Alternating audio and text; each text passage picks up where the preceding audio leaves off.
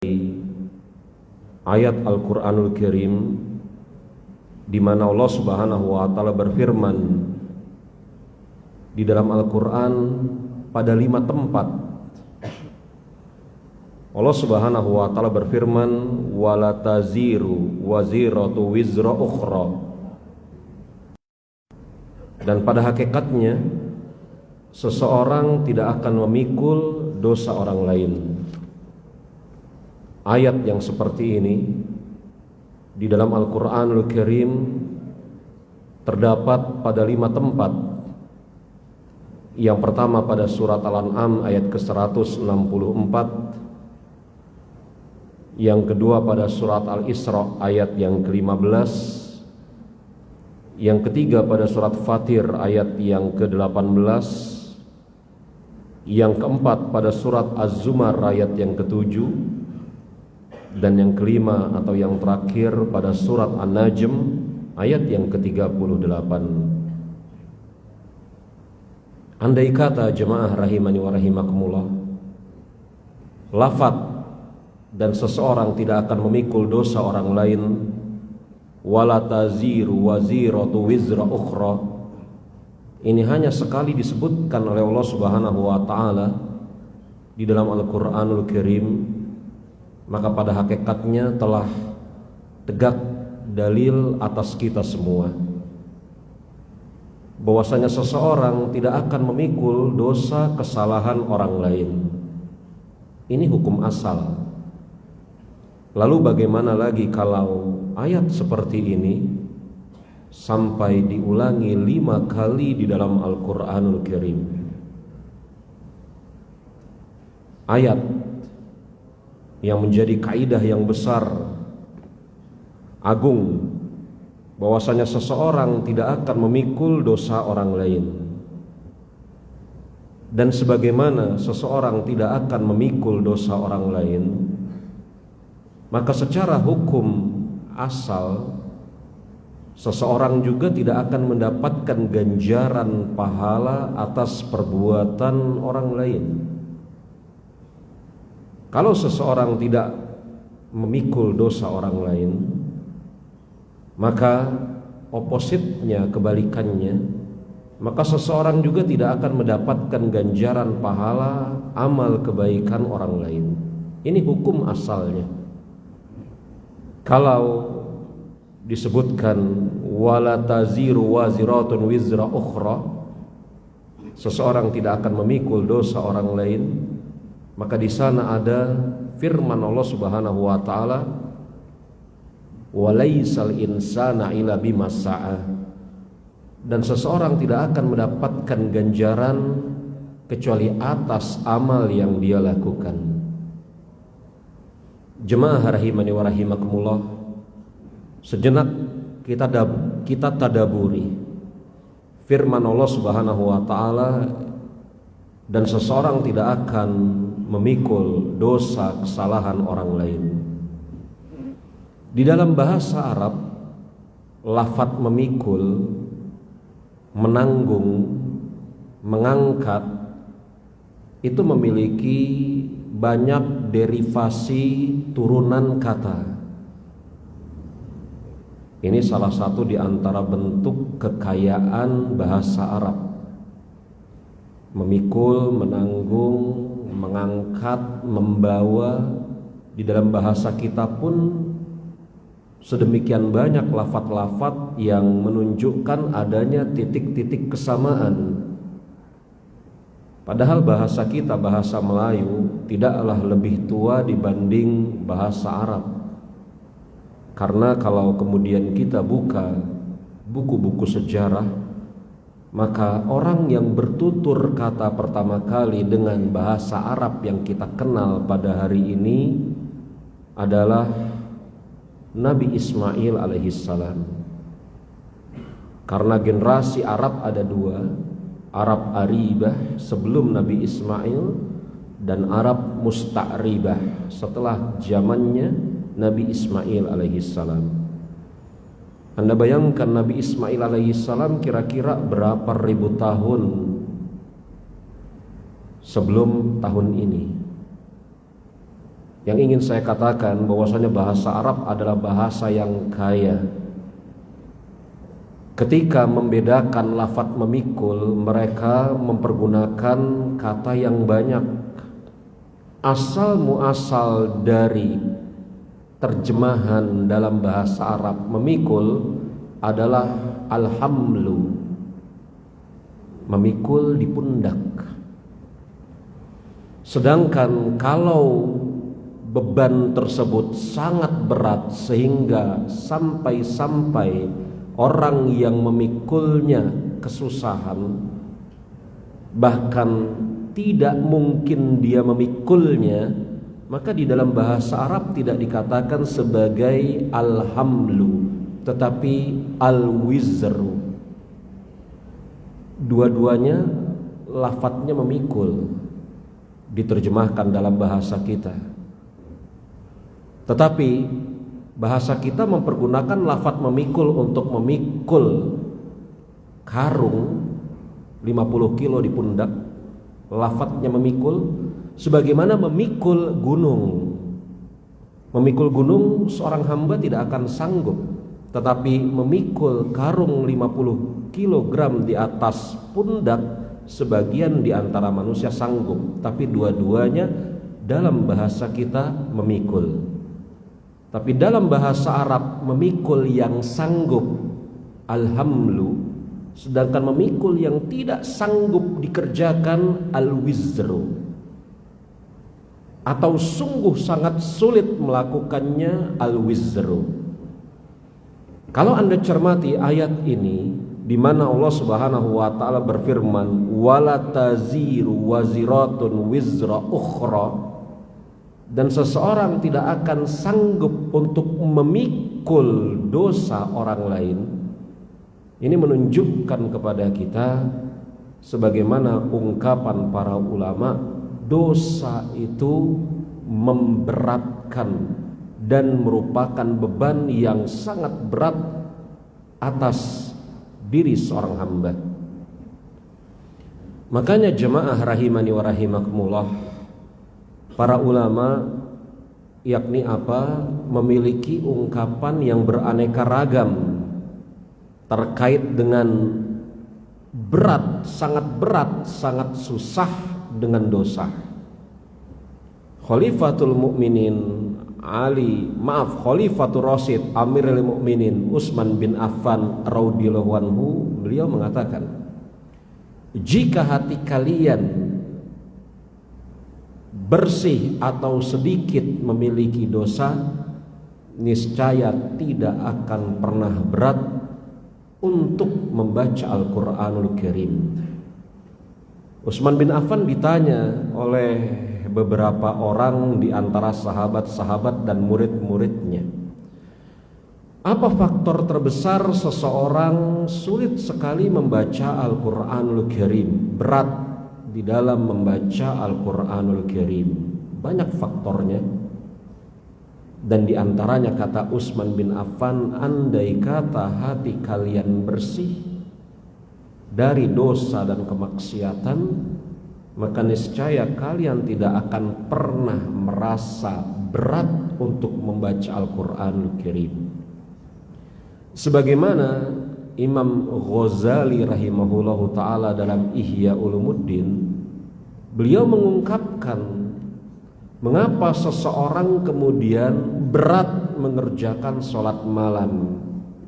Kata Imam Ghazali, menukil ucapan Abu Darda radhiyallahu anhu, karena orang tersebut mengisi siangnya dengan maksiat, maka Allah Subhanahu wa ta'ala lemahkan, beratkan tubuhnya untuk mengerjakan ibadah di waktu malam. Karena orang tersebut mengisi siangnya dengan kemaksiatan, dosa, maka Allah Subhanahu wa ta'ala lemahkan, beratkan dirinya untuk bisa mengerjakan ketaatan di waktu malam. Ini kata Imam Ghazali rahimahullahu ta'ala, menukil ucapan Abu Darda radhiyallahu anhu. Yang ingin saya katakan, bagaimana kemudian dosa itu membebani seorang hamba. Allah Subhanahu wa taala mempergunakan lafaz wala taziru wizratun wizra ukhra, dan seseorang tidak akan dibebani untuk memikul dosa orang yang lain. Dosa itu berat ya jemaah, memberatkan kita untuk mengerjakan ketaatan, memberatkan kita untuk meninggalkan kemaksiatan, memberatkan segala sesuatu, bahkan dalam tanda kutip memberatkan, melemahkan hafalan. Maka berkata Imam Asy-Syafi'i, di mana beliau adalah seorang imam yang hafal Al-Quran pada saat usia belum genap 9 tahun.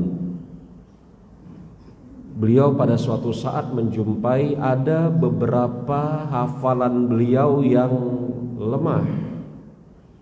Beliau mengadukan permasalahan ini kepada gurunya Imam Waqi bin Jarrah. Kemudian dikatakan oleh Imam Syafi'i dalam diwannya, sa'altu ila Waqi an thu'adhu hifzi fa arsyadani ila tarkil ma'asi fa inna ilmu nuru minallahi wa nurullahi la yu'ta lil 'asi. Aku bertanya kepada guruku Waqi tentang lemahnya hafalanku, maka dia memberikan aku petunjuk agar aku meninggalkan kemaksiatan. Jadi lemahnya seorang hamba, terbebaninya seorang hamba menurut Waqi, yang dia memberikan nasihat kepada Imam Syafi'i karena melakukan kemaksiatan. Dan Waqi mengatakan, karena sesungguhnya ilmu itu adalah cahaya dari Allah, dan cahaya dari Allah Subhanahu wa taala tidaklah Allah Subhanahu wa taala berikan kepada pelaku-pelaku kemaksiatan.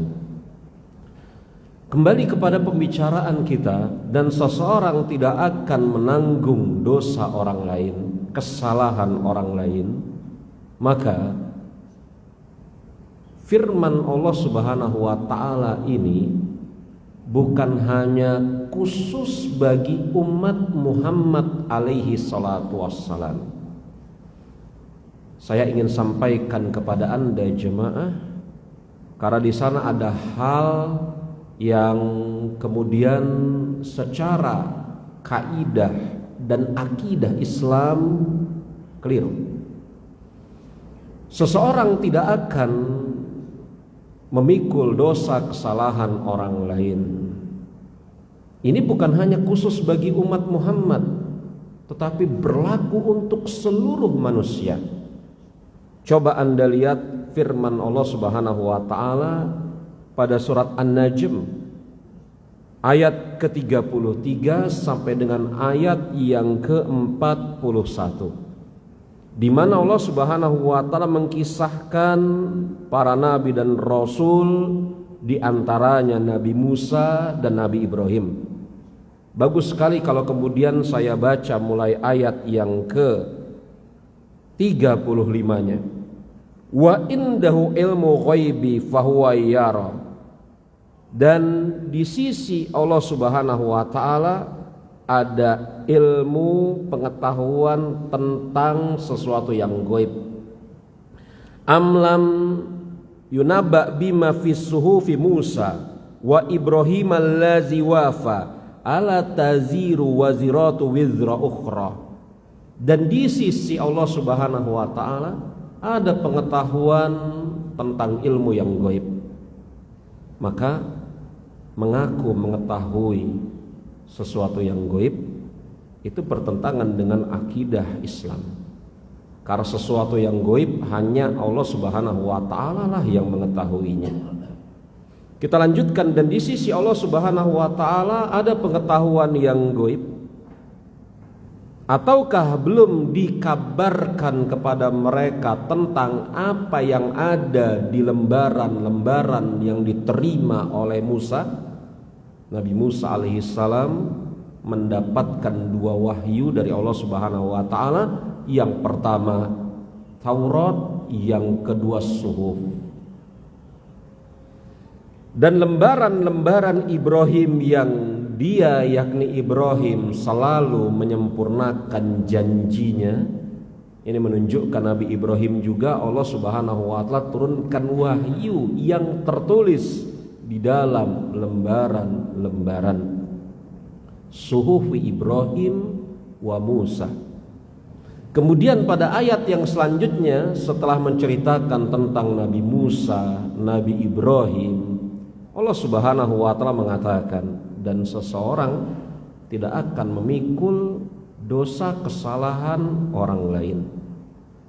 Kalau kita cermati An-Najm ayat ke-33 sampai dengan 41 ini menceritakan tentang Nabi Ibrahim, Nabi Musa. Kemudian Allah Subhanahu wa taala mengatakan, dan seseorang tidak akan memikul dosa kesalahan orang lain. Artinya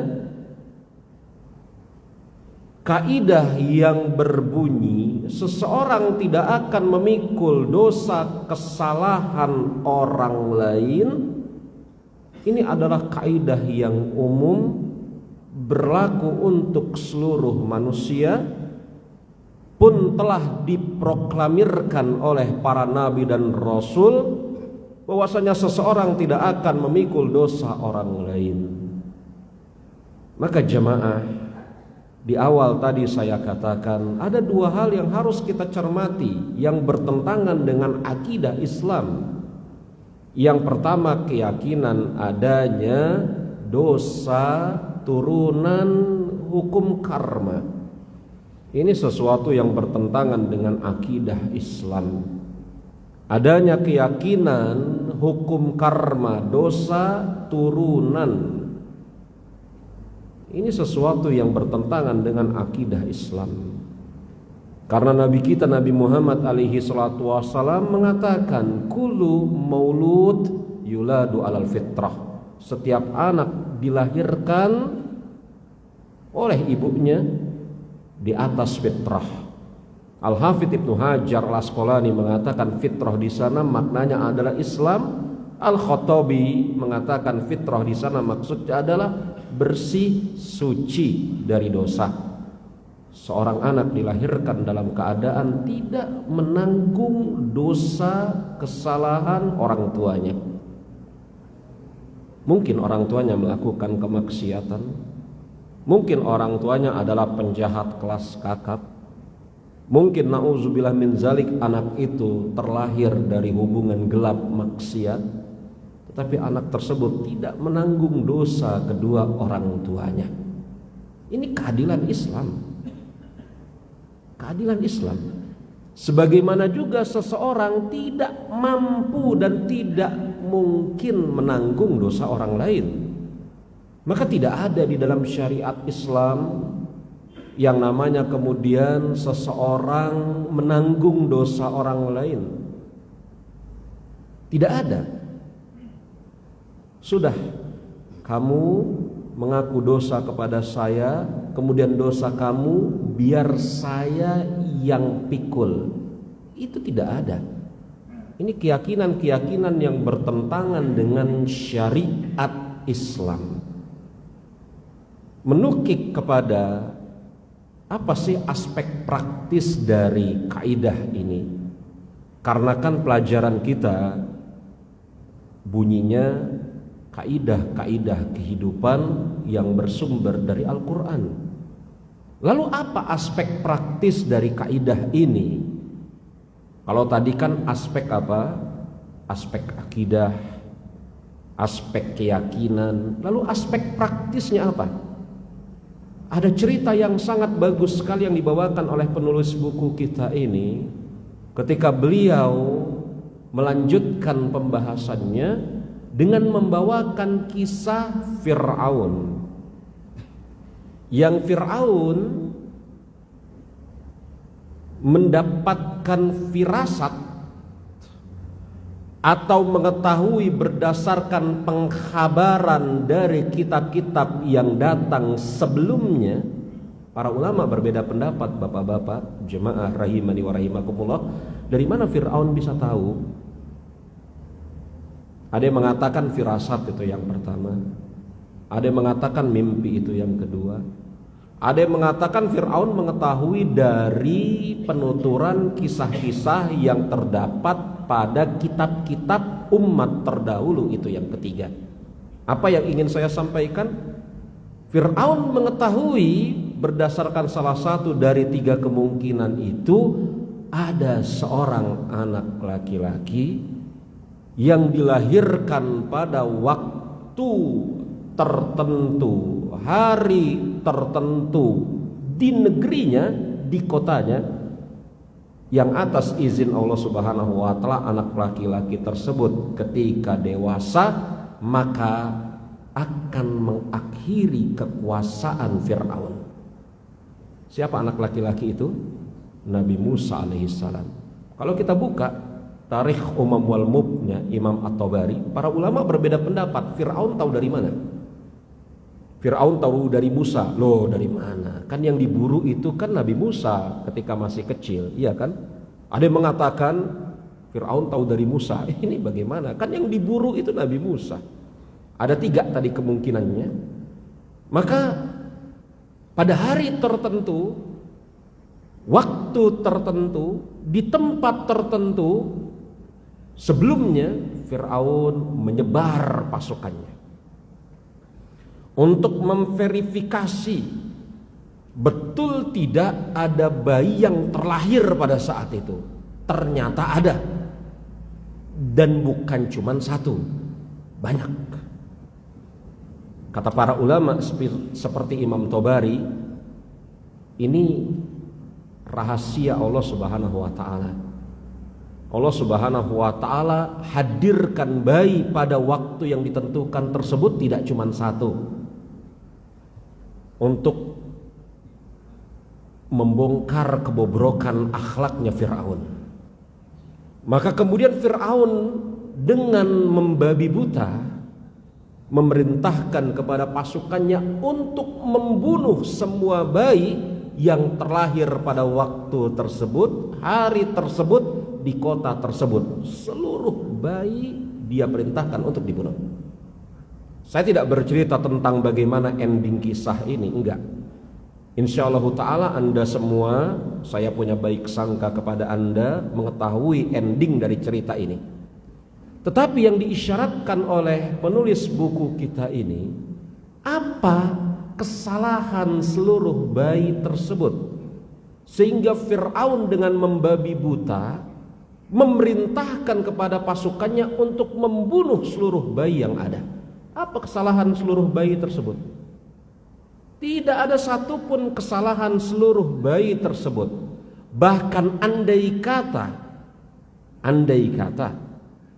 ya, bayi yang lahir pada waktu yang telah ditentukan itu hanya satu, yakni Musa alaihissalam, pun apa kesalahan Nabi Musa alaihissalam sehingga kemudian Fir'aun dengan membabi buta membunuhnya?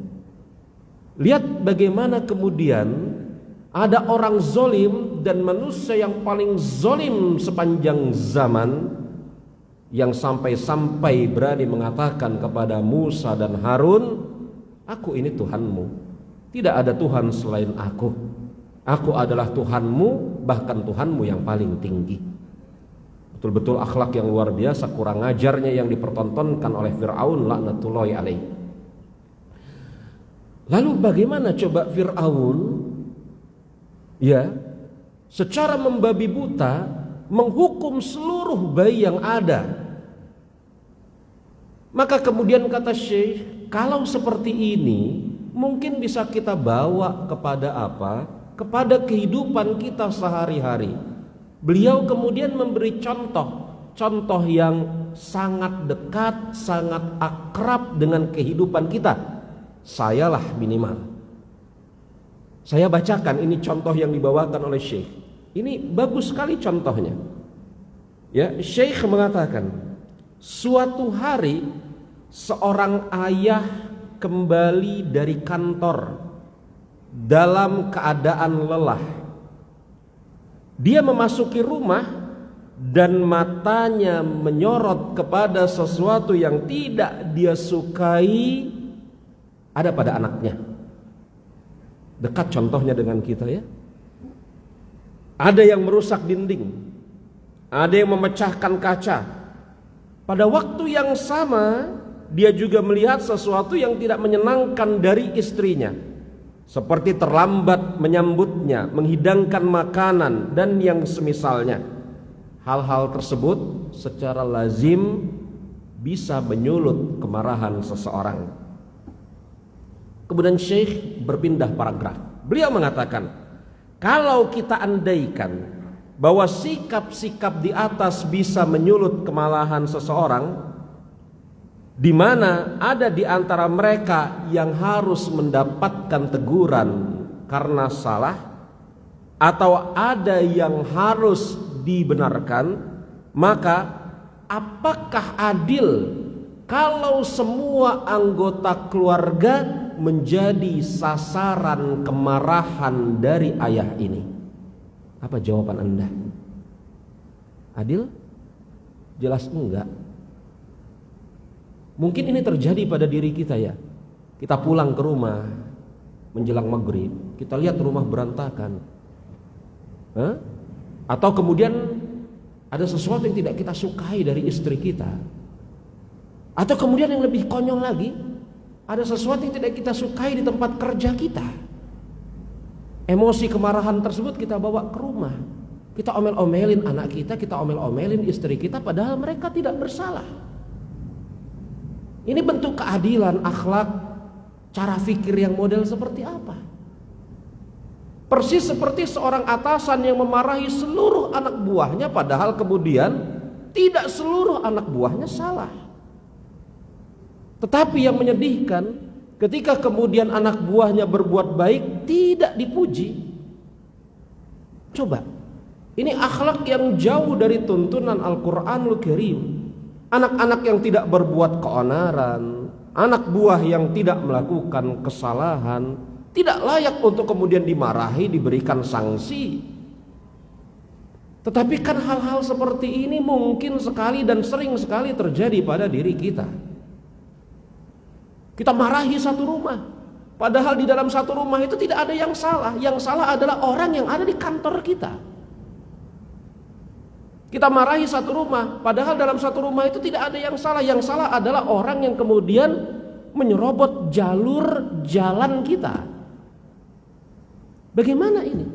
Bagaimana kemudian andai kata orang yang menyerobot jalur jalan kita itu salah, maka yang harus ditegur, diluruskan dia. Kalau kemudian Anda hendak dalam tanda kutip melampiaskan kemarahan Anda, walaupun ini juga nggak boleh, karena syariat Islam kan mengajarkan kita untuk memberi nasihat yang pertama dan yang kedua sabar. Kalau kemudian Anda juga hendak memarahi orang yang menyerobot jalur kendaraan Anda, marahi dia. Apa urusannya kemudian dia yang melakukan kesalahan, anak-anak Anda hukum, Anda marahi. Bentuk keadilan yang modelnya seperti apa? Ini bertentangan dengan lafaz, dan seseorang tidak akan memikul dosa kesalahan orang lain. Penutup dari taklim kita ini.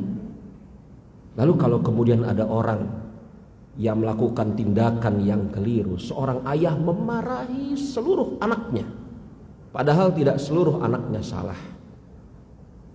Seorang atasan memarahi seluruh anak buahnya, padahal tidak seluruh anak buahnya salah. Sebagaimana kemudian Fir'aun membunuh seluruh bayi yang ada, padahal tidak ada satupun di antara bayi-bayi itu yang salah. Tidak seluruh bayi, juga tidak Nabi Musa. Lalu kalau itu terjadi, kesalahan dosanya tertumpu kepada siapa? Kesalahan dosanya tertumpu kepada orang yang secara gegabah, sewenang-wenang menimpakan kesalahan kepada orang yang tidak salah. Na'udzubillah min zalik. Harus berhati-hati. Seseorang yang tidak berbuat salah, jangan kemudian ditimpakan kesalahan pada dirinya. Allahu a'lam bissawab. Ini yang kita bahas jemaah. Kita masih punya waktu kurang lebih sekitar 3 menit ke depan. Mungkin ada yang mau ditanya, saya persilahkan. Kalau ada yang hendak ditanyakan. Ada yang hendak ditanyakan?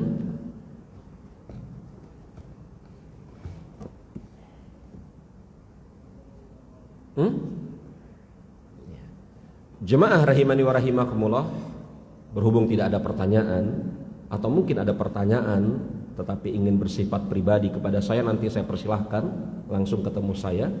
Maka kita berikan kesimpulan di dalam pelajaran pembahasan kita di kesempatan hari ini, bahwasanya seseorang secara hukum asal dia tidak menanggung dosa orang lain. Sebagaimana seseorang secara hukum asal dia tidak mendapatkan ganjaran pahala orang lain. Secara hukum asal seseorang bisa menanggung dosa orang lain, sebagaimana seseorang bisa mendapatkan ganjaran kebaikan atas perbuatan orang lain. Itu kalau kemudian dia mencontohkan perbuatan baik tersebut atau perbuatan buruk tersebut, atau dia arahkan manusia untuk mengerjakan perbuatan buruk, maka dia akan mendapatkan keburukan yang dilakukan oleh orang tersebut. Atau dia mengarahkan manusia untuk melakukan perbuatan baik, maka dia akan mendapatkan ganjaran atas perbuatan baik orang tersebut. Sebagaimana Nabi kita yang mulia alaihi salatu wassalam bersabda, "Mandala ala huda ajruka fa'ilihi." Barang siapa yang menunjukkan kepada kebaikan, maka dia akan mendapatkan ganjaran semisal orang yang melakukannya. Dan hendaklah kita berhati-hati agar jangan gegabah menimpakan kesalahan kepada orang yang tidak bersalah, dan sebaliknya melepaskan atau membiarkan orang yang salah tanpa kemudian meluruskan dan memberi nasihat. Sungguh syariat Islam ini syariat yang adil, yang salah dikatakan salah, dinasehati, diluruskan dan dibenarkan. Adapun yang tidak salah, maka jangan dituduh berbuat suatu kesalahan. Kita tutup pembahasan pelajaran kita di kesempatan hari ini sampai di sini. Saya katakan yang benar datangnya dari Allah Subhanahu wa taala dan Rasulnya. Kesalahan datang dari saya pribadi. Allah dan Rasulnya berlepas dari kesalahan saya, dan saya mohon ampun kepada Allah Subhanahu wa taala. Subhanakallahumma wa bihamdika asyhadu an la ilaha illa anta astaghfiruka wa atubu ilaik. Wa akhir da'wana alhamdulillahirabbil alamin. Assalamualaikum warahmatullahi wabarakatuh.